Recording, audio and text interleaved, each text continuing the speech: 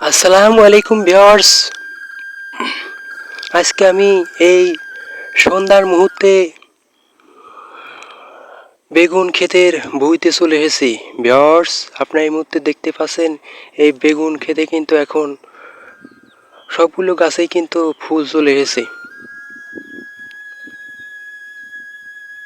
আমাদের দেশ কৃষি প্রধান দেশ।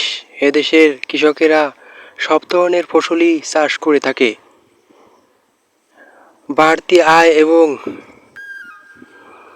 তাদের পরিবারের খাদ্যের চাহিদা মেটাতে কিন্তু তারা এই ফসলের পাশাপাশি এসব শাকসবজি চাষ করে থাকে। ভিউয়ার্স, এই মুহূর্তে এই সন্ধ্যার মুহূর্তে কিন্তু আমি আপনাদের মাঝে এই ভিডিও তুলে ধরছি। এখন কিন্তু এই সন্ধ্যাবেলা আমাদের দেশের ৮৫% মানুষই কিন্তু কৃষির উপর নির্ভরশীল। ভিউয়ার্স, তারা তাদের কঠোর পরিশ্রমের ফলেই কিন্তু পরিবারের চাহিদা মেটাতে সক্ষম হয় এবং সচ্ছলতা লাভ করে।